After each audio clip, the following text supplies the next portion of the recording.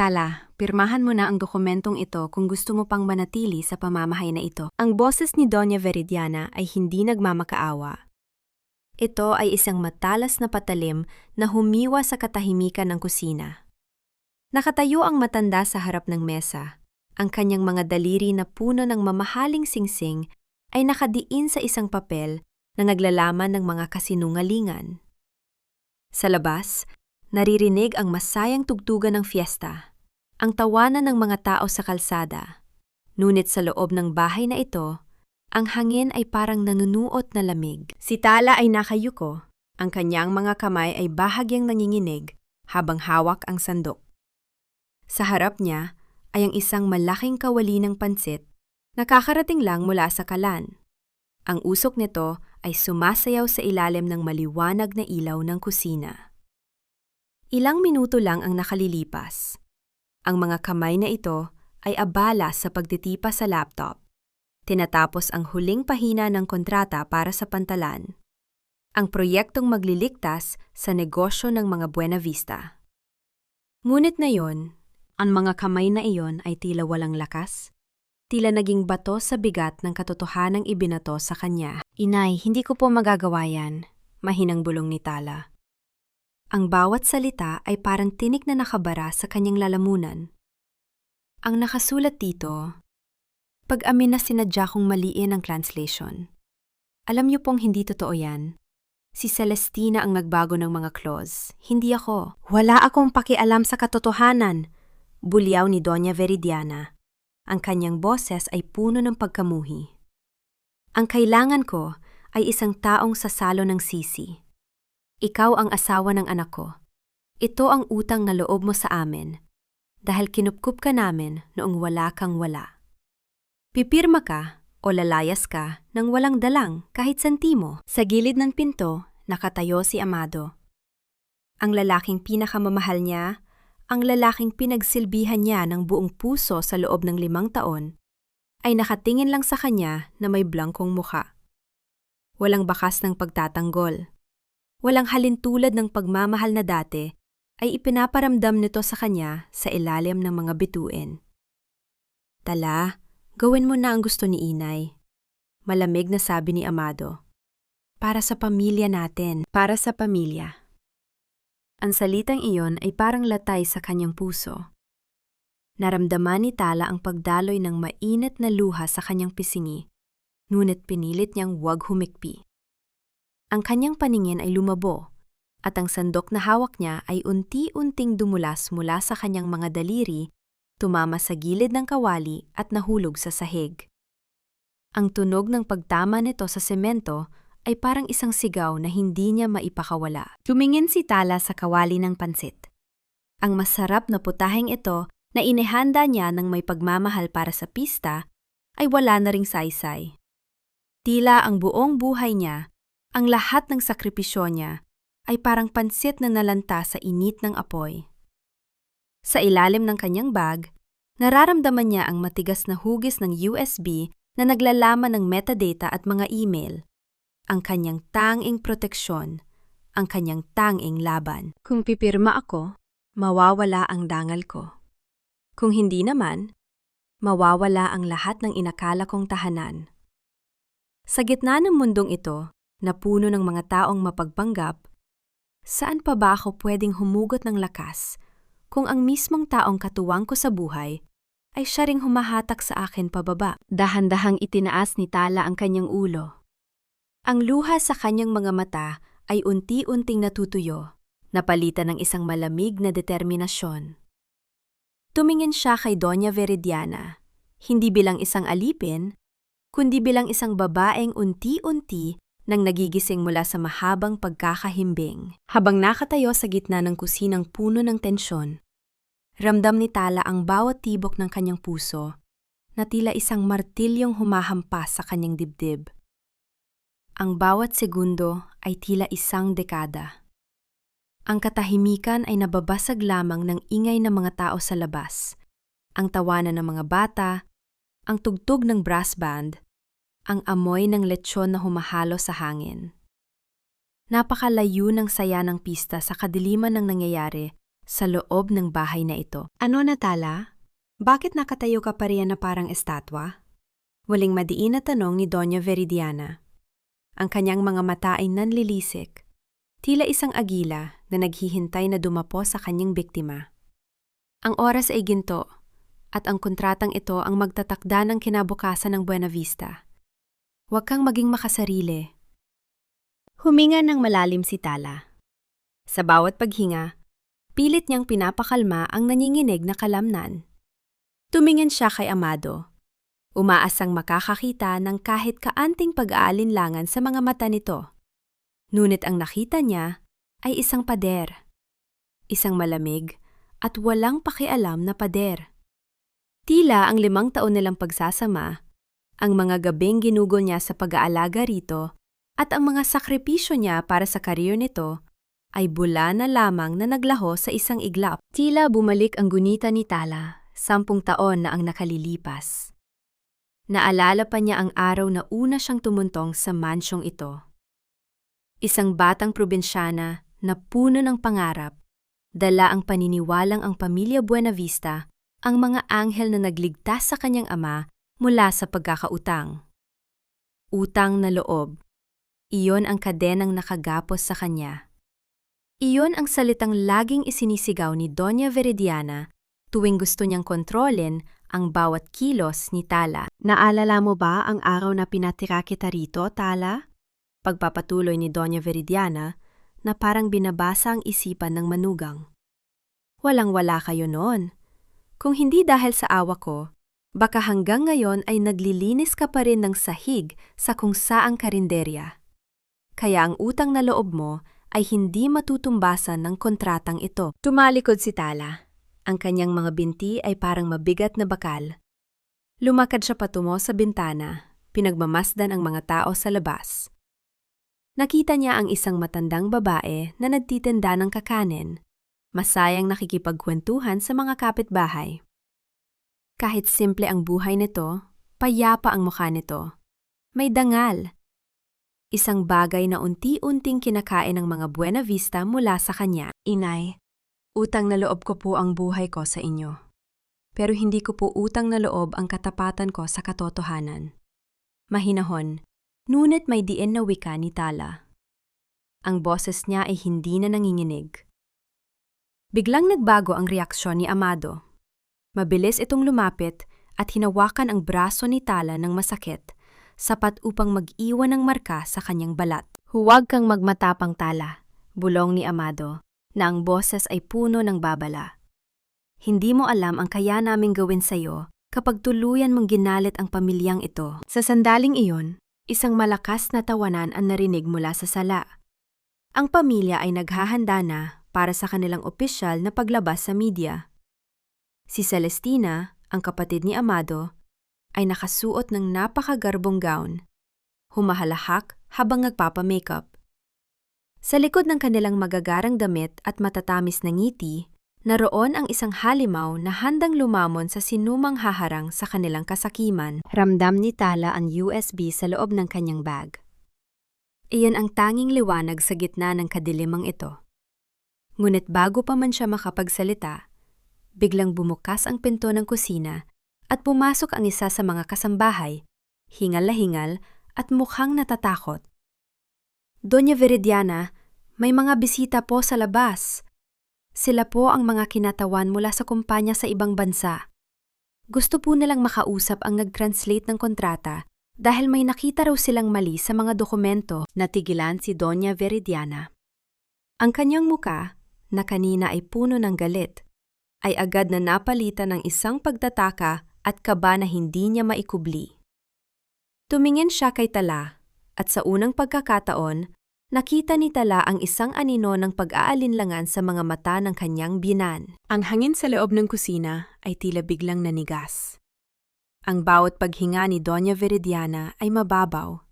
Ang kanyang mga mata ay pabalik-balik na tumitingin sa pintuan ng kusina at sa hawak na papel ni Tala. Ang mga kinatawan mula sa ibang bansa ay hindi dapat narito. Hindi ngayong oras ng pista.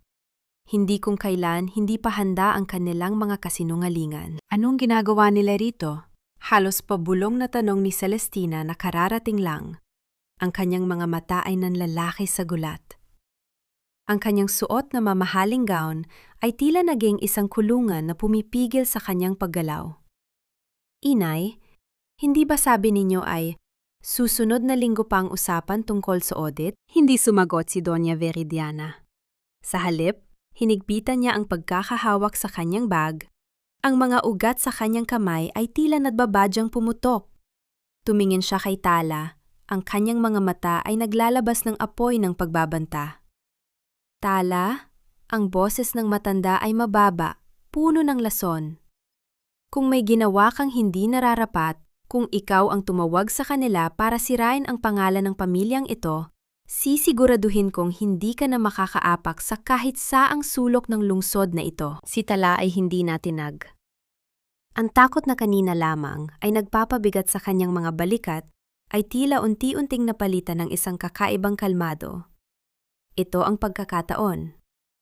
Ang pagkakataong hinihintay niya para ipakita sa mga taong ito na hindi siya isang manika na pwedeng paglaruan at itapon. Hindi ko sila tinawag, Inay. Sagot ni Tala ng may katapatan. Pero mukhang kahit ang langit ay hindi na yata kayang itago ang katotohanan. Hindi na hinintay ni Doña Veridiana ang kasunod na sasabihin ni Tala. Humarap siya kay Amado at nagbigay ng isang senyas gamit ang kanyang mga mata. Agad na kumilos si Amado, hinila ang braso ni Tala nang sapilitan patungo sa isang maliit na stockroom sa gilid ng kusina. Ang pinto ay marahas na nga isara at ang tanging liwanag na pumasok ay mula sa maliit na siwang ng bintana. Dito ka lang, galit na bulong ni Amado. Huwag kang lalabas hanggat hindi ko sinasabi. Kung magsusumbong ka o magpapakita sa kanila, sisiguraduhin kong ang pamilya mo sa probinsya ang magdurusa. Ang banta ni Amado ay tumagos hanggang sa kaibuturan ni Tala. Ang pagmamahal na dati ay nagpapatibay sa kanya ay naging isang malamig na talim na humiwa sa kanyang natitirang tiwala. Habang naririnig niya ang pag-alis ng mga yabag ni Amado at ang pag-lock ng pinto, napaupo si Tala sa sahig. Ang silid ay amoy alikabok at mga lumang gamit. Sa labas, naririnig niya ang magalang ngunit seryosong boses ng mga dayuhang bisita. Ang paghahanap nila sa chief translator ay malinaw na maririnig. Tala, kailangan mong magpasya. Mananatili ka bang bilang isang bilanggo sa sarili mong tahanan? O tatapusin mo na ang lahat ng panlulokong ito? Inilabas ni Tala ang USB mula sa kanyang bag. Sa dilim ng stockroom, ang maliit na ilaw ng device ay tila isang bituin na nagbibigay ng pag-asa. Napatingin siya sa pinto. May isang bintana sa itaas na sapat para daanan ng isang tao. Alam niyang ito ang huling pagkakataon. Kung lalabas siya ngayon, wala nang balikan. Ang buhay bilang isang Buena Vista ay matatapos, at ang bagong buhay, gaano man kahirap, ay magsisimula. Tumayo si Tala, pinunasan ng mga luha sa kanyang muka, at nagsimulang umakyat sa lumang aparador na nakasandal sa pader. Ang bawat paggalaw niya ay maingat, bawat paghinga ay kontrolado. Sa bawat pag-akyat niya, nararamdaman niya ang unti-unting pagpunit ng tanikala na matagal lang gumagapos sa kanya. Nang marating niya ang bintana, muli niyang narinig ang boses ni Doña Veridiana sa labas. Mas matamis kaysa sa dati. Nag-aalok ng pagkain sa mga bisita, sinusubukang iligaw ang kanilang atensyon. Hindi na siya makakapaghintay. Lumabas si Tala sa bintana, ang hangin ng gabi ay humaplos sa kanyang balat, malamig at malaya. Ang pagtalon mula sa bintana ng stockroom ay hindi naging madali. Ang bawat kalamnan ni Tala ay nanginginig sa pagod at emosyon, ngunit ang lupa na sumalo sa kanyang mga paa ay nagbigay sa kanya ng isang kakaibang lakas. Ito ang lupa ng mansyon, kung saan siya nagsilbi bilang isang alipin sa loob ng mahabang panahon. Ngunit sa sandaling ito, tila ito na ang huling beses na tatapak siya rito nang may pagtatago. Mabilis na gumapang si Tala sa gilid ng mga halamanan Pinipilit na hindi makita ng mga gwardiya na nagbabantay sa labas ng gate. Ang bawat yabag niya sa damuhan ay tahimik, parang isang anino na humahalo sa dilim ng gabi. Ang mga ilaw mula sa veranda ay nagkakalat ng liwanag, nagpapakita ng kasiyahan ng mga taong walang kamalay-malay sa pagkabulok na nangyayari sa loob. Nang marating niya ang likurang bahagi ng garahe, huminto si Tala. Mula sa malayo, nakita niya ang bintana ng silid kung saan nagaganap ang pagpupulong. Nakita niya ang anino ni Doña Veridiana, nakatayo at tila nagpapaliwanag, habang sa harap nito ay ang mga dayuhang kinatawan. Alam ni Tala na hindi siya pwedeng magtagal. Kailangan niyang makarating sa opisina ng kumpanya bago pa nila mapagtanto na wala na siya, at bago pa nila mabura ang anumang ebidensya sa server. Ngunit bago pa siya makalayo, isang ilaw ng sasakyan ang biglang bumukas sa garahe. "Saan ka pupunta, Tala?" Ang boses na iyon ay galing kay Soraya. Ang babaeng dati ay itinuturing niyang kalaban, ang babaeng laging nakataas ang kilay sa kanya tuwing umaga. Nakasandal ito sa pinto ng kotse. Ang mukha ay nakakubli sa anino. Ngunit ang boses nito ay walang bahid ng galit. Napapikit si Tala. Ito na ang katapusan, isip niya. Akala niya ay susumbong ito. Akala niya ay tatawagin nito ang mga gwardiya para ibalik siya sa stockroom. "Huwag kang matakot," patuloy ni Soraya habang lumalapit ng dahan-dahan. "Matagal ko nang gustong gawin ang ginagawa mo ngayon. Matagal ko nang gustong makita ang mga Buena Vista na bumagsak sa sarili nilang kasinungalingan." Nagulat si Tala. Ang mga mata ni Soraya ay puno ng pagod. Isang pagod na katulad ng sa kanya. "Bakit mo ako tinutulungan?" tanong ni Tala. Ang boses ay mahina, ngunit may halong pag-aalinlangan. "Dahil pareho tayong biktima," sagot ni Soraya. Sabay, abot ng susi ng kotse kay Tala. Ang mga Buena Vista ay mahusay sa pagpapakitang tao. Pero sa loob ng mga pader na ito, wala silang ibang ginawa kundi sirain ang dignidad ng mga babaeng tulad natin. "Go! Kunin mo ang hustisya mo. Ako ang bahala rito sa loob. Ipapaliwanag ko kung nasaan ka, kahit magalit sila sa akin." Ang susi ay malamig sa palad ni Tala. Ngunit ang init ng pag-asa ay nagsimulang dumaloy sa kanyang mga ugat. Isang simpleng kilos ng pagtitiwala ang nagpabago sa buong plano. Sumakay si Tala sa kotse, ang makina nito ay dahan-dahang umandar. Walang ingay na gumagalaw palabas ng gate. Habang tinatahak niya ang daan palayo sa mansyon, tumingin si Tala sa side mirror. Ang mansyon ng mga Buena Vista ay unti-unting lumiliit. Tila isang madilim na kastilyo na naiwan sa nakaraan. Ngayon, wala na siyang babalikan. Ang pagtira niya sa tahanang iyon ay tapos na, at ang kalsadang nasa harap niya ay bukas para sa bagong simula. Hindi na ako ang Tala na nagluluto ng pansit habang inaalipusta.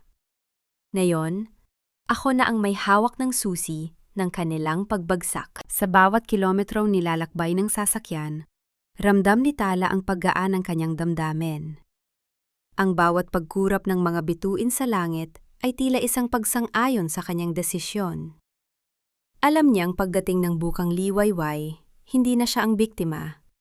Siya na ang magiging tagahatol. Ang liwanag ng mga poste sa kalsada ay nagsisilbing mga gabay habang binabagtas ni Tala ang daan patungo sa sentro ng lungsod. Ang bawat pagliko ng manibela ay tila paglikas niya palayo sa bilangguan ng kanyang nakaraan. Ang dashboard ng kotse ay naglalabas ng mahinang asul na liwanag na tumatama sa kanyang mukha, binibigyang diin ang bawat linya ng kanyang determinasyon. Pagdating sa gusali ng Buena Vista Shipping, ang buong paligid ay balot ng dilim. Tanging ang mga security light lamang ang nakabukas. Ang gusaling ito, na dati niyang itinuturing na simbolo ng tagumpay ng kanyang asawa, ay mukhang isang higanteng halimaw na naghihintay na lunukin ang sinumang magtatangkang pumasok. Ngunit hindi na natatakot si Tala. Ang USB na nasa loob ng kanyang bulsa ay tila naglalabas ng init, isang paalala na hawak niya ang susi ng katotohanan. Pagpasok niya sa lobby, Ang malamig na hangin ng aircon ay dumapo sa kanyang balat. Ang bawat yapak niya sa makintab na sahig ay naglalabas ng tunog na tila nagpapahiwatig ng kanyang pagdating. Puno ng kaba ang kanyang dibdib, ngunit ang bawat paghakbang ay may kasiguruhan. Hindi siya nagpunta rito para magmakaawa. Nagpunta siya rito para maningil. Habang hinihintay ang elevator, isang pamilyar na mukha ang kanyang nakita sa reception area. Si Mang Tino, ang gwardiya na dati niyang binibigyan ng pagkain tuwing gabi kapag nagtatrabaho siya ng lampas oras. Nagulat ang matanda nang makita si Tala. "Ma'am Tala, bakit po kayo nandito sa ganitong oras?" Tanong ng gwardiya. Ang kanyang mga mata ay nanlalaki sa pagtataka. "Sabi po ni Ma'am Celestina ay nasa probinsya raw kayo para magbakasyon." Ngumiti si Tala ng mapait. Ang pagsisinungaling ni Celestina ay tila isang nakasanayang laro na hindi na niya hahayaang magpatuloy. "Mang Tino, kailangan kong makapasok sa opisina ko. May naiwan akong napakahalagang dokumento na kailangan para sa audit bukas." Nag-alinlangan ang gwardiya. Ngunit nang makita ang determinasyon sa mga mata ni Tala, unti-unting bumukas ang pintuan ng elevator. "Sige po, ma'am. Alam ko naman pong mabuti kayong tao. Huwag niyo na lang po akong babanggitin kung sakaling hanapin kayo." Nang marating ang kanyang opisina, ang bawat gamit ay tila nagkukwento ng kanyang mga sakripisyo. Ang upuan kung saan siya nakaupo ng ilang oras para sa mga translation, ang mga stack ng papel na puno ng kanyang mga nota. Dito nagsimula ang lahat. Dito niya binuo ang mga dokumentong ninakaw at binago ni Celestina. Mabilis na isinaksak ni Tala ang USB sa computer. Ang screen ay nagliwanag, naglalabas ng mga listahan ng file, metadata, mga email na nagpapatunay na ang pagbabago sa mga clause ay nagmula sa account ni Celestina. Mga record ng mga transaksyon sa bangko na nagpapakita ng suhol mula sa ibang kumpanya. Bawat file ay isang bala ng katotohanan. Habang nagda-download siya ng mga kopya sa cloud storage, biglang may narinig siyang yabag sa labas ng pintuan. Ang tunog ng mga sapatos na tumatama sa sahig ay mabilis at malakas. Huminto ang paghinga ni Tala. Ang puso niya ay nagwawala sa loob ng kanyang dibdib. "Hindi pa ako tapos. Konti na lang." Ang pinto ay dahan-dahang bumukas. Ang liwanag mula sa hallway ay pumasok, naglalabas ng anino ng isang taong nakatayo sa bukana. Hindi siya makagalaw. Ang tanging naririnig niya ay ang kalampag ng kanyang sariling dibdib at ang mahinang ugong ng computer fan sa loob ng silid na puno ng tensyon. Ang anino sa pinto ay unti-unting lumalapit. Sa bawat hakbang, ang presensya ng taong iyon ay tila bumabalot sa buong opisina ng isang nakabibinging tensyon. Napahawak si Tala sa gilid ng mesa. Ang kanyang mga daliri ay namumute sa higpit. Ang computer screen sa harap niya ay nagpapakita ng 78% na progress ng upload. 1% na tila tumatakbo ng mas mabagal pa sa pag-ikot ng mundo. "Alam kong nandyan ka, Tala." Ang boses ay hindi kay Celestina. Hindi rin kay Doña Veridiana. Iyon ay boses ni Amado. Ang lamig nito ay tila humahawi sa hangin. Nagdadala ng pamilyar na bigat na dati ay nagpaparamdam sa kanya ng pagmamahal. Ngunit na yon ay pagtataksil na lamang ang hatid. Lumabas si Amado mula sa kadiliman ng pasilyo. Ang kanyang buhok ay medyo gulo, at ang kanyang kurbata ay nakaluwag. Indikasyon na galing siya sa isang mainit na pagtatalo. Tumingin siya sa monitor ng computer, at sa sandaling makita niya ang mga files na bukas sa screen, ang kanyang mukha ay nabahiran ng matinding galit. "Anong ginagawa mo rito? Sa tingin mo ba ay matatakasan mo ang pamilyang ito sa pamamagitan ng paggawa ng ganito?" Tanong ni Amado, ang boses ay puno ng panunuya. "Tala, ibalik mo ang USB na yan. Huwag mo nang palalain pa ang sitwasyon." "Ang sitwasyon ay matagal lang malala, Amado." Matapang na sagot ni Tala. Hindi na siya nakayuko. Tumingin siya ng diretso sa mga mata nito, hinahanap ang lalaking pinakasala niya. Ngunit ang nakita lang niya ay isang estrangero na nabubuhay sa anino ng kanyang ina. Pinili ninyong magnakaw. Pinili ninyong ilagay ang pangalan ko sa kasinungalingan ninyo. Hindi ako ang sumira sa pamilyang ito. Kayo, lumapit si Amado, akmang kukunin ang USB na nakasaksak. Ngunit mabilis na humakbang si Tala at hinugot ito. Ang 100% na progress bar ay nagpakita na ang upload ay kumpleto na. Ang lahat ng ebidensya ay ligtas na nasa cloud. Hindi mo ito mailalabas ng gusaling ito, banta ni Amado. Ang kanyang muka ay lapit na sa mukha ni Tala. Mali ka, bulong ni Tala. Nasa labas na ito. Ang lahat ng ebidensya ay nakapila na sa email ng Board of Directors at sa ilang mga mamamahayag na matagal nang naghahanap ng baho ninyo. Napatigil si Amado. Ang pagtitiwala sa kanyang sarili ay biglang napalitan ng isang matinding takot. Sa isang mabilis na kilos, sinubukan niyang agawin ang bag ni Tala. Ngunit sa halip na lumaban, hinayaan ito ni Tala. Hinayaan niyang makuha ni Amado ang bag na wala namang laman, kundi mga lumang gamit. Kunin mo kung gusto mo, sabi ni Tala habang dahan-dahang lumalakad patungo sa pinto. Ang totoo, wala na sa bago ang mga ebidensya.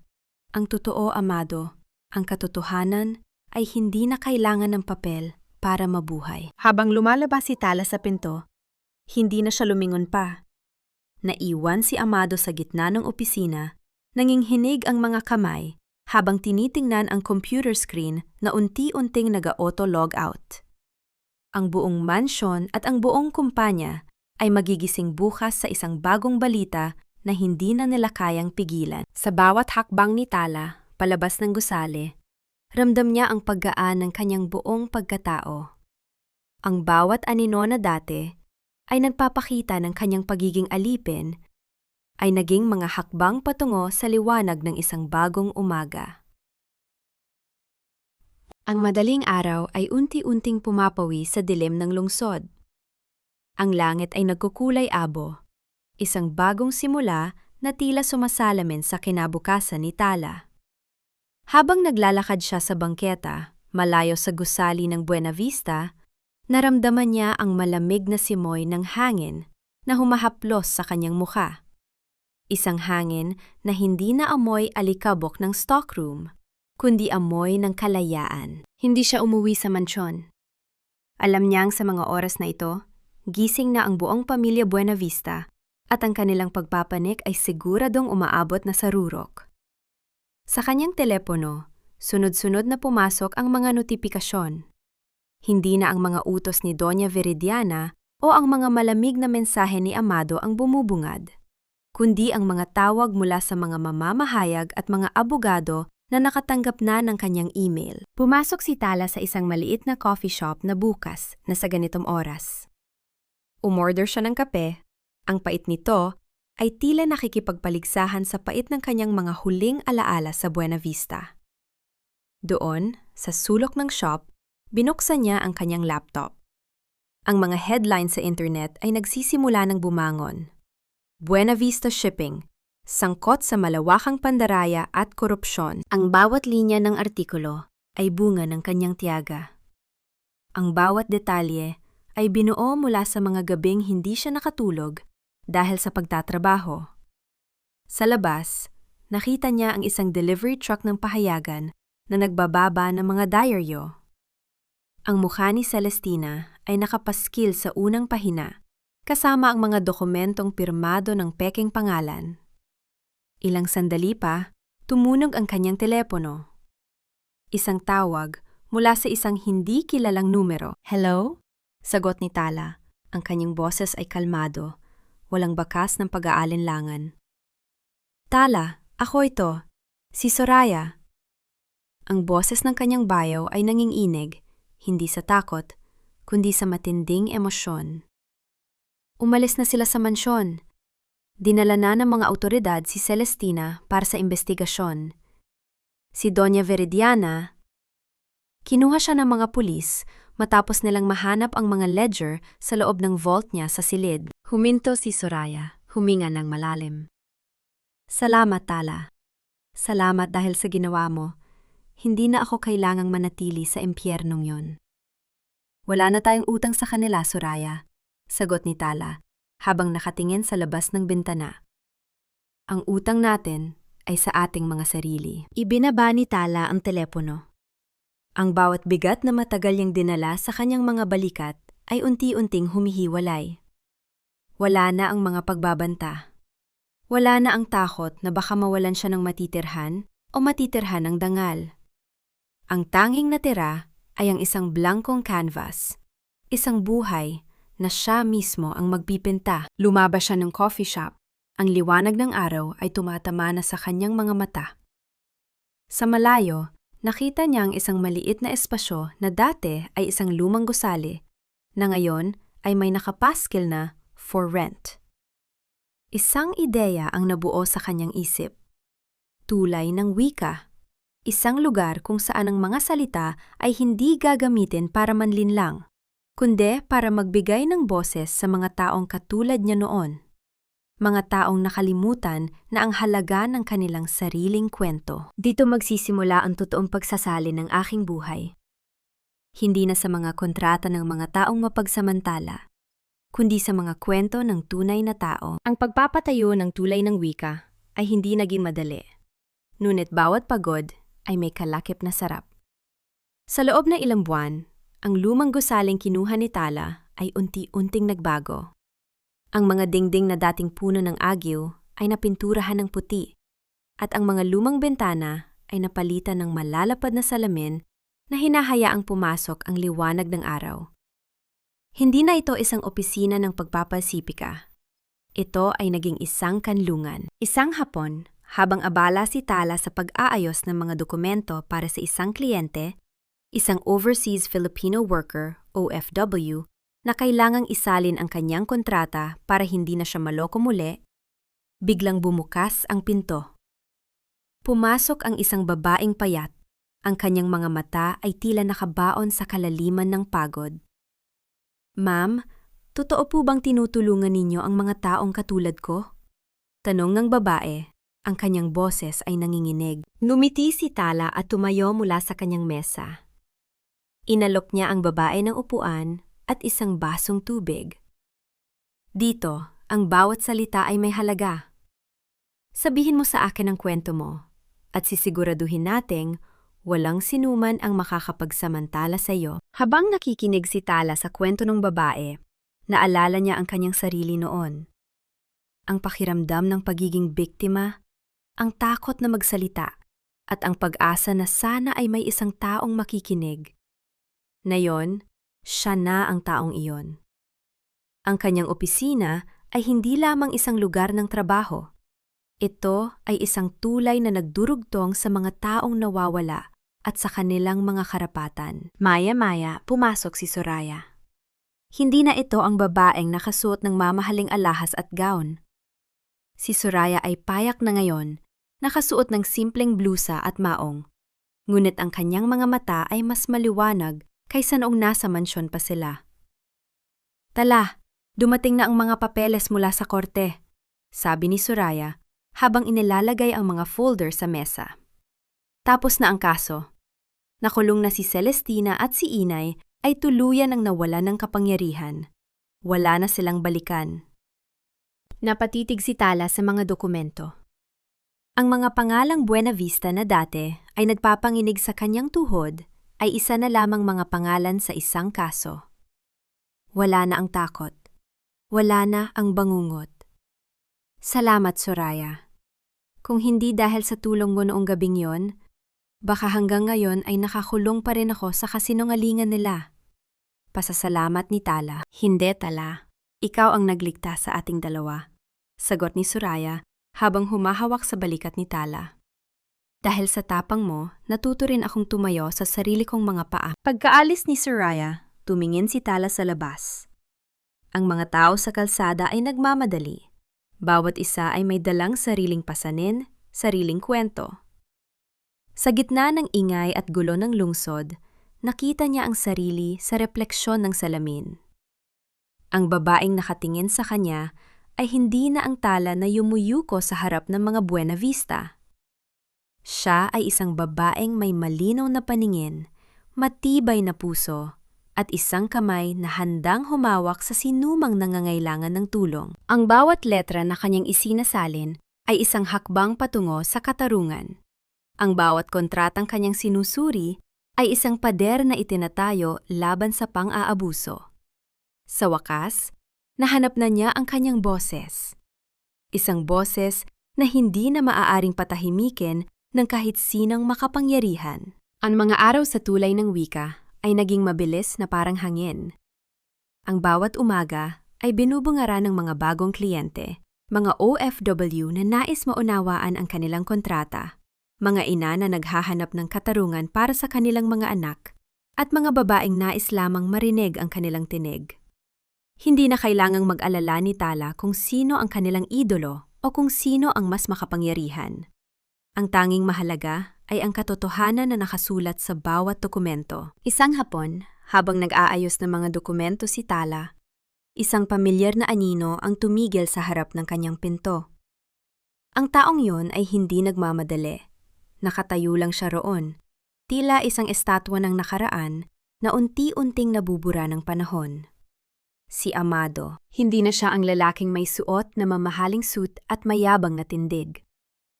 Ang kanyang mga damit ay luma, ang kanyang buhok ay hindi maayos, at ang kanyang mga mata ay puno ng pagod at pagsisisi. Tila ang mga buwang nakalipas ay nag-iwan ng malalim na marka sa kanyang katawan. Tala, tawag nito sa mahinang boses. Ang boses na dati ay nagpapabilis ng tibok ng puso ni Tala, ngayon ay wala na ring epekto. Tumingin si Tala mula sa kanyang mesa. Hindi siya nagulat, hindi rin siya nagalit. Ang puso niya ay parang lawa na hindi na magalaw ng anumang bato. Anong ginagawa mo rito, Amado? Wala nang Buena Vista na kailangan mong protektahan dito. Pumasok si Amado at naupo sa tapat ng mesa ni Tala. Ang mga kamay niya ay nanghinginig ng bahagya. Gusto ko lang humingi ng tawad. Alam kong huli na ang lahat. Alam kong hindi ko na maibabalik ang mga nasira ko.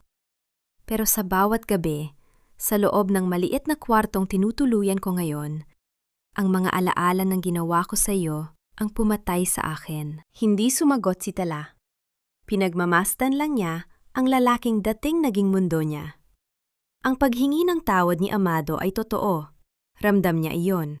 Ngunit ang pagkakataon para sa kanilang dalawa ay matagal ang lumipas.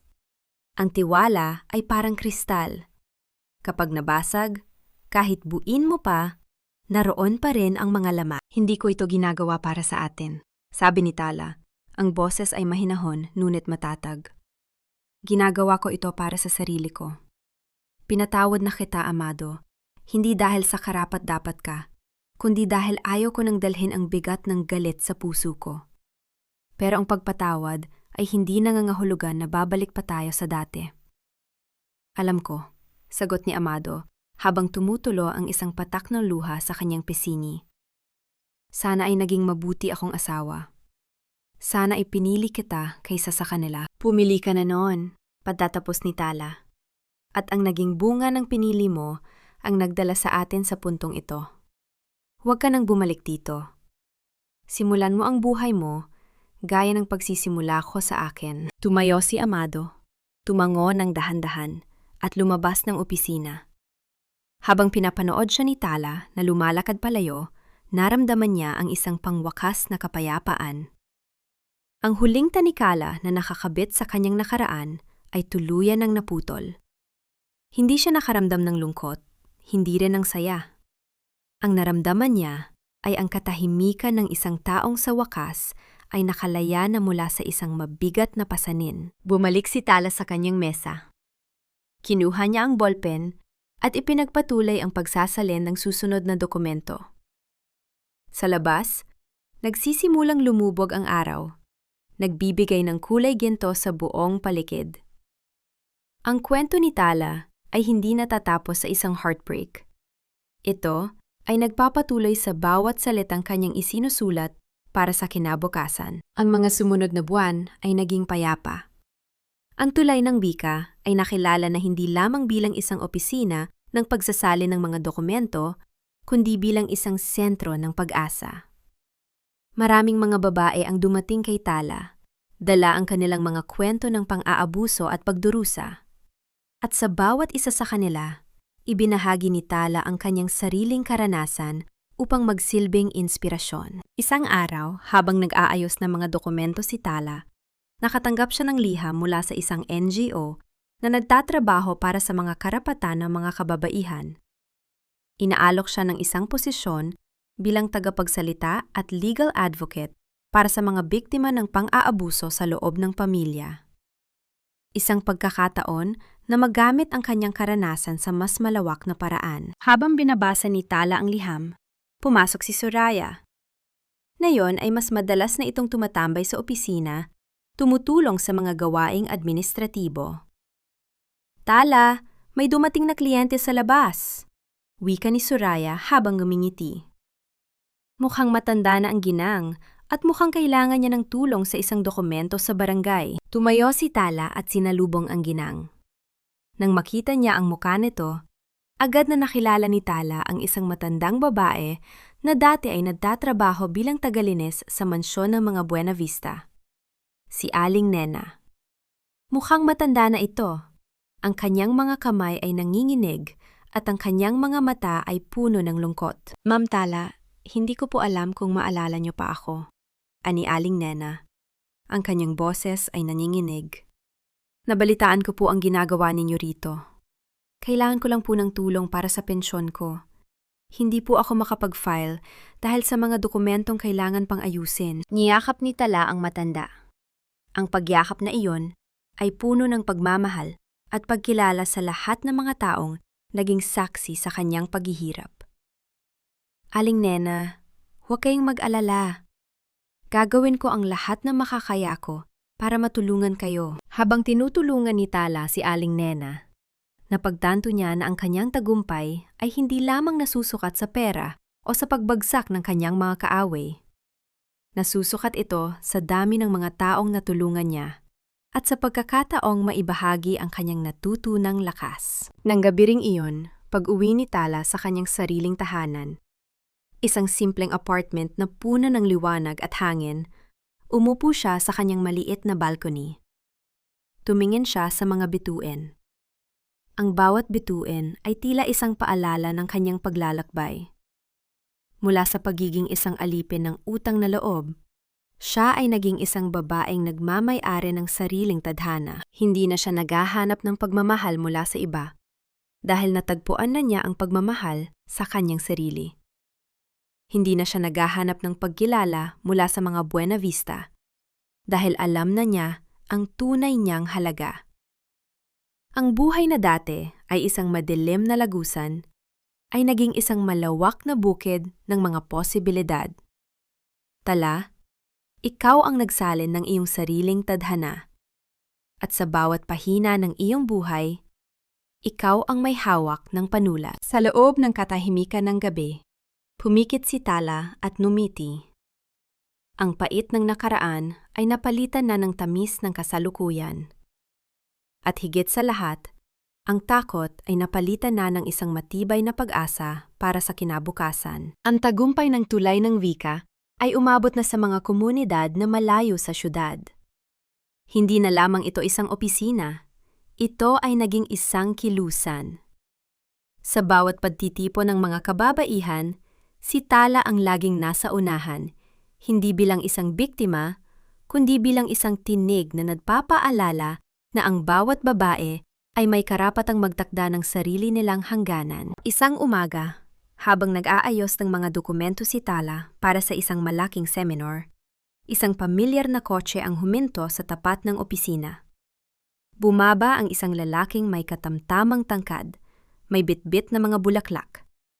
Siya si Attorney Gabriel, ang abogado na tumulong kay Tala noon kasagsagan ng kaso laban sa mga Buena Vista. Mula nang matapos ang kaso, nanatiling malapit ang ugnayan nilang dalawa. Hindi ito pag-ibig na nagmamadali, kundi isang koneksyong binuo sa paggalang at pag-unawa. Tala, hindi ba't sabi mo ay kailangan mo ng katuwang sa pagbunta sa seminar sa probinsya? Tanong ni Gabriel habang inilalapag ang mga bulaklak sa mesa ni Tala. Nandito na ako para sunduin ka. Ngumiti si Tala. Ang niting ito ay iba sa mga niting ipinilit niya noon para sa kanyang dating asawa. Ito ay niting malaya, niting nagmumula sa isang pusong hindi na kailangang mag-alala kung tama ba ang kanyang desisyon. Salamat, Gabriel. Hindi mo kailangang gawin ito palagi, pero hindi ko tatanggihan ang tulong mo. Habang naglalakad sila palabas ng opisina, ramdam ni Tala ang presensya ni Gabriel. Isang presensyang hindi nagmamay-ari, kundi sumusuporta. Hindi ito ang uri ng pag-ibig na humihingi ng pagsasakripisyo ng kanyang pagkatao. Ito ay isang pag-ibig na nagbibigay daan sa kanya upang mas lalo pang lumago. Alam mo, Tala, ani Gabriel habang binubuksan ang pinto ng kotse para sa kanya. Sa bawat araw na nakikita-kitang tumutulong sa ibang tao, lalo akong humahanga sa tapang mo. Hindi mo hinayaang ang nakaraan ang magdikta sa kung sino ka ngayon. Tumingin si Tala sa malayo, sa abot tanaw kung saan ang langit ay nagtatagpo sa dagat. Dati, akala ko ang pagmamahal ay ang paglimot sa sarili para sa kapakanan ng iba. Akala ko, ang pagiging mabuting asawa ay ang pagiging martir. Ngayon, alam ko na.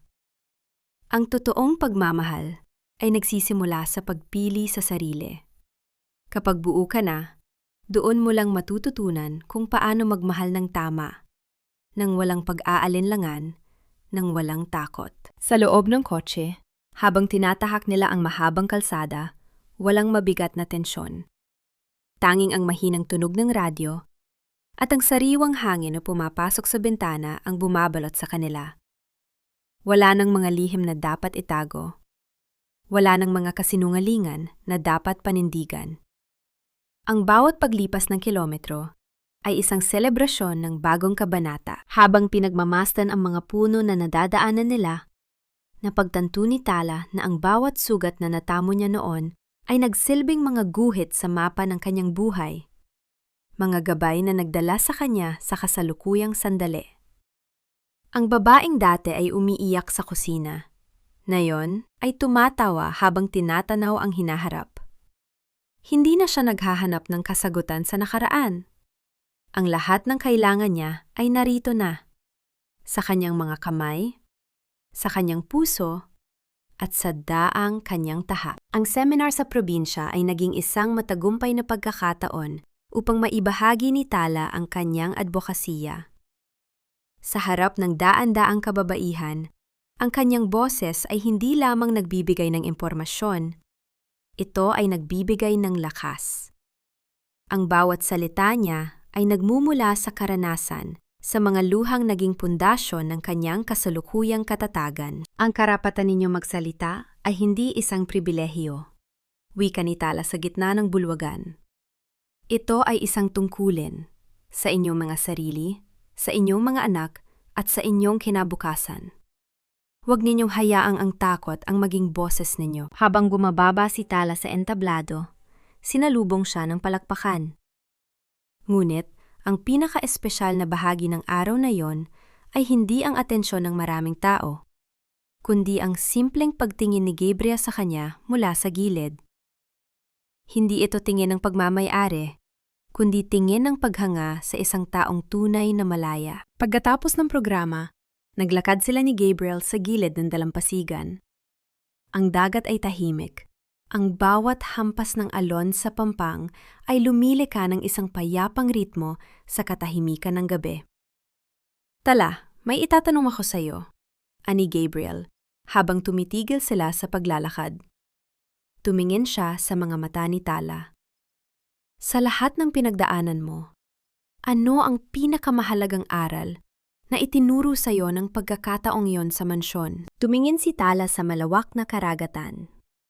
Naalala niya ang kusina, ang amoy ng pansit na naging saksi sa kanyang pagkapahiya, ang boses ni Doña Veridiana na puno ng lason, at ang malamig na mga mata ni Amado. Natutunan ko na ang katotohanan ay hindi kailanman dapat isakripisyo para sa kapayapaan na pekeng. Sagot ni Tala. Dati, akala ko ang pagiging tahimik ay ang pagiging mabuting asawa. Pero ang pagiging tahimik sa harap ng mali ay isang uri ng pagpapakamatay ng sariling danggal. Natutunan ko na ang tunay na lakas ay wala sa pagtitiis, kundi sa pagtindig. Hinawakan ni Gabriel ang kamay ni Tala. Ang haplos nito ay mainit at siguradong sigurado. Hindi na kita hahayaang muling tumayo ng mag-isa sa harap ng anumang unos. Ngumiti si Tala at isinandal ang kanyang ulo sa balikat ni Gabriel. Sa unang pagkakataon matapos ang matagal na panahon, wala siyang nararamdamang pangamba. Ang nakaraan ay mananatiling nakaraan, isang madilim na pahina na hindi na kailangang balikan.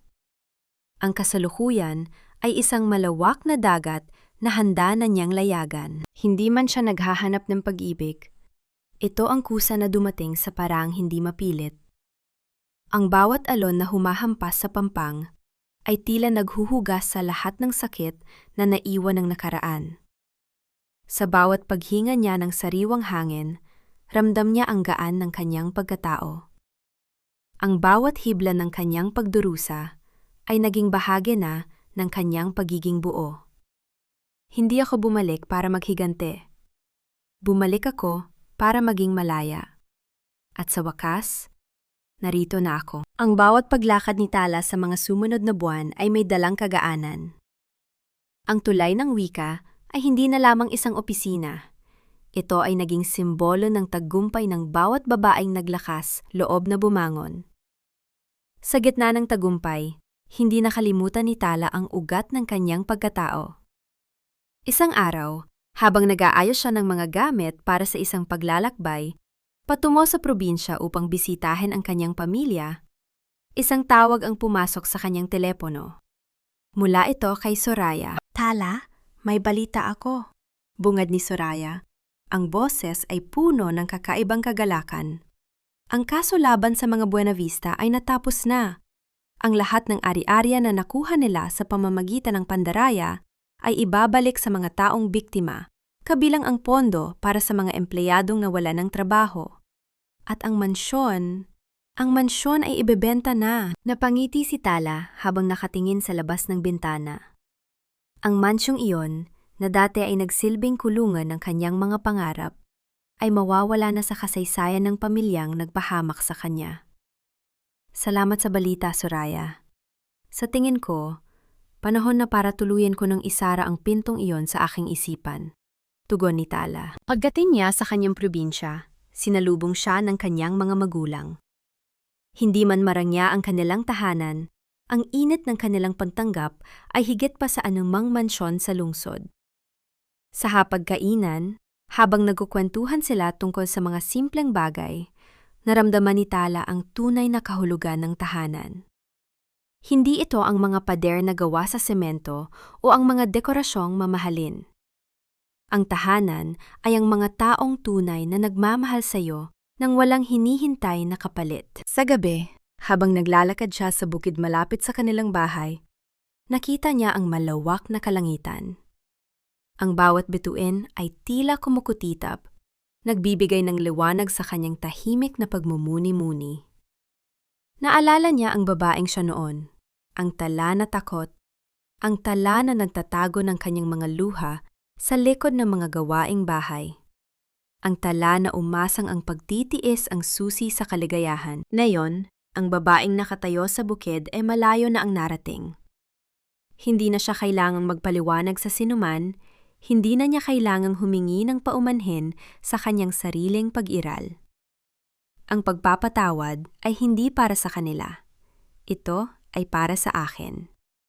Upang sa paghiga ko sa gabi, ang tanghing tunog na aking naririnig ay ang tibok ng aking sariling puso na payapa. Sa pagbabalik niya sa lungsod, dala-dala ni Tala ang isang bagong pananaw. Ang buhay ay hindi laging madali, at ang mga hamon ay hindi maiiwasan. Ngunit sa bawat pagsubok, may dalang aral. Sa bawat pagbagsak, may dalang pagkakataong tumayo ng mas matatag. Ang pagsasali ng kanyang buhay ay hindi pa tapos, ngunit na yon, siya na ang may hawak ng ballpen. Ang pagtatapos ng kaso ng mga Buena Vista ay nagbukas ng mga pintong hindi man lamang sumagi sa isip ni Tala noon. Ngunit higit sa lahat, ito ang panahon ng pag-aani ng lahat ng binhi ng katapatan na itinanim niya sa gitna ng unos. Ang tulay ng wika ay lumago, hindi na lamang ito isang opisina, kundi isang pundasyon. Sa mga susunod na buwan, ang kanyang boses ay naging bahagi na ng mga reforma sa batas ng paggawa sa kanilang barangay. Isang hapon, habang nag-aayos ng huling batch ng mga donasyon para sa mga biktima ng pang-aabuso, isang pamilyar na anino ang tumigil sa tapat ng pintuan. Si Soraya. Pero hindi na siya ang Soraya na laging maingat sa kanyang kilos. Siya ay masaya, may dalang mga sariwang bulaklak mula sa kanyang maliit na harden. Tala, alam mo ba kung ano ang pinakamagandang bahagi ng ating paglaya? Tanong ni Soraya habang naglalagay ng mga bulaklak sa florera sa mesa. Ano yun? Tanong ni Tala habang tinatapos ang huling liham na dapat niyang ipadala sa isang kliyente. Ang kakayahan nating huminga nang hindi nag-iisip kung sino ang nanonood, sagot ni Soraya. Noon, ang bawat galaw natin ay kailangang dumaan sa pagsusuri ni Doña Veridiana. Ngayon, ang bawat hininga natin ay atin na lang, tumawa si Tala. Ang halahak na iyon ay buo, walang halong pait. Tama ka. Ang kalayaan ay hindi lamang ang paglabas sa bilangguan, kundi ang pag-alis ng bilangguan sa loob ng ating isipan. Sa mga oras na iyon, nakatanggap si Tala ng isang imbitasyon para sa isang pambansang kumperensya tungkol sa karapatan ng mga kababaihan. Siya ang magsisilbing pangunahing tagapagsalita.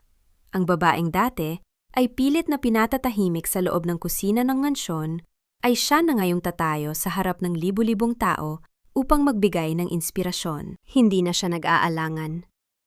Kinuha niya ang kanyang talaarawan, ang libro kung saan niya isinulat ang lahat ng sakit at lahat ng aral mula nang iwan niya ang mansyon. Sa huling pahina nito, isinulat niya ang mga linyang ito. Ang bawat salita ay may kapangyarihan. At ang pinakamahalagang salita na aking isinalin ay ang pag-asa. Habang papalapit ang araw ng kumperensya, inihanda ni Tala ang kanyang sarili. Hindi na siya naghahanda ng mga kasinungalingan o mga paliwanag. Inihanda niya ang katotohanan. Inihanda niya ang kanyang pagkatao na hinubog ng pagsubok at pinatibay ng pagpapatawad. Sa labas ng kanyang opisina, ang sikat ng araw ay tumatama sa signboard na tulay ng wika. Ang bawat titik ay tila kumukutitap, isang patunay na kahit gaano kadilim ang nakaraan, may liwanag na naghihintay sa dulo ng bawat paglalakbay. Hindi na kailangan ni Tala ng kahit anong mansyon o kayamanan. Ang tagumpay ay ang pagiging tapat sa sarili. Isang tagumpay na hindi kailanman mananakaw ng sinuman. Handa na ako, hindi lamang para sa bukas, kundi para sa lahat ng mga bukas na darating pa. Ang araw ng kumperensya ay dumating na may kasamang matingkad na sikat ng araw na tila yumayakap sa buong lungsod. Sa loob ng malaking bulwagan, ang boses ng mga tao ay parang isang dagat na naghihintay ng agos. Si Tala, na nakasuot ng isang simpleng ngunit matikas na damit, ay tumayo sa likod ng entablado. Pinagmamasdan ang bawat taong naroon. Mga babaeng may dalang sariling kwento ng pagbangon. Habang hinihintay ang pagtawag sa kanyang pangalan, naramdaman ni Tala ang paghawak ni Gabriel sa kanyang kamay. Ang haplos na iyon ay hindi nagpapahiwatig ng pag-aalinlangan, kundi isang pangako ng pagsama sa bawat hakbang. Handa ka na ba? Tanong ni Gabriel ng may ngiti. Tumango si Tala. Higit pa sa handa. Dahil ngayon, hindi na ako magsasalita para sa aking sarili. Magsasalita ako para sa lahat ng mga babaeng tulad ko na naghahanap ng liwanag sa gitna ng kadiliman. Nang tawagin ang kanyang pangalan, humakbang si Tala, patungo sa liwanag ng spotlight. Ang bawat hakbang niya ay puno ng determinasyon. Pagdating niya sa gitna ng entablado, huminto siya sandali at tumingin sa mga madla. Nakita niya ang mga mukhang puno ng pag-asa. Maraming taon ang ginugol ko sa pagiging anino. Simula ni Tala. Ang kanyang boses ay malinaw at puno ng damdamin. Inakala ko na ang pagtitiis ay ang pinakamataas na uri ng pag-ibig. Ngunit natutunan ko na ang tunay na pagmamahal ay nagsisimula sa paggalang sa sarili. Hindi tayo isinilang para maging kasangkapan lamang ng ibang tao. Habang nagsasalita si Tala, ang bawat salita ay parang isang himig na tumatagos sa puso ng mga nakikinig. Wala ng pait, wala ng galit. Ang natira na lamang ay ang malinis na katotohanan. Nakita niya si Soraya sa dulo ng bulwagan, nakangiti at may kasamang luha sa mga mata, ang patunay ng kanilang sama-samang paglaya. Sa huling bahagi ng kanyang pagsasalita, kinuha ni Tala ang isang lumang panulat mula sa kanyang bulsa. Ang panulat na ginamit niya nung unang araw niya sa Tulay ng Wika. Ang bawat isa sa inyo ay may hawak na panulat, wika niya habang itinaas ang panulat. Ang inyong buhay ay inyong kwento. Huwag ninyong hayaang ibang tao ang magsulat ng susunod na kabanata. Kayo ang may akda. Kayo ang bida. At higit sa lahat, kayo ang may kapangyarihan na baguhin ang daloy ng inyong tadhana. Nang matapos siya, ang palakpakan ay hindi matapos-tapos. Hindi ito palakpak para sa isang sikat na tao, kundi palakpak para sa isang babaeng naging simbolo ng katapangan. Sa sandaling yun, alam ni Tala na nagawa na niya ang kanyang layunin. Ang Tulay ng Wika ay hindi na lamang isang pisikal na lugar. Ito ay nagdudugtong na sa mga puso ng mga taong naghahanap ng lakas. Pagbaba niya ng entablado, niyakap siya ni Gabriel. Ang pagyakap na iyon ay hindi na puno ng kaba, kundi ng pagtanggap sa isang bagong yugto. Wala ng mga buena vista, wala ng mga utang na loob, wala ng mga tanikala. Ang nakaraan ay isa na lamang alaala na nagbigay ng kulay sa kasalukuyan. At habang tinitingnan niya ang mga bituin na unti-unting lumilitaw sa langit, paglabas nila ng gusali, alam ni Tala na ang kanyang bukas ay kasing lawak ng langit na yon.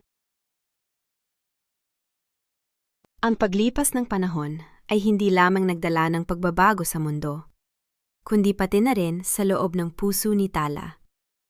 Isang hapon, habang nakaupo siya sa kanyang balcony, pinagmamasdan ang dahan-dahang paglubog ng araw na naglalagay ng kulay ginto sa kalangitan. Kinuha niya ang kanyang talaarawan.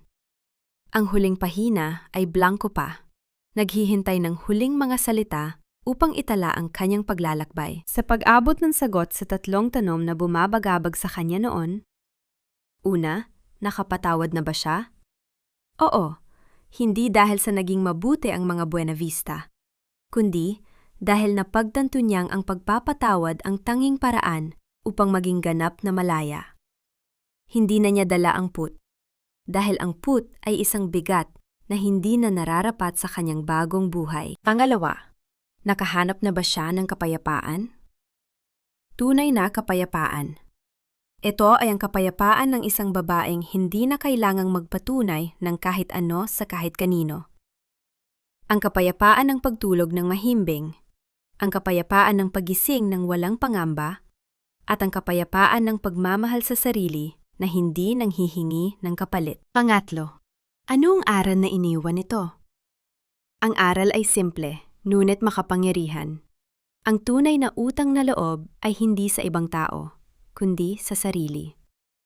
Utang natin sa ating mga sarili ang mamuhay, nang may dangal, ang huwag matakot magsalita, at ang hindi hayaang ang ating mga pangarap ay malamon ng kasakiman ng iba. Si Tala ngayon ay hindi na lamang isang tagasalin ng wika.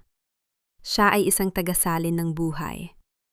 Isang babaeng nagsilbing tulay upang ang iba ay makatawid mula sa dilim patungo sa liwanag.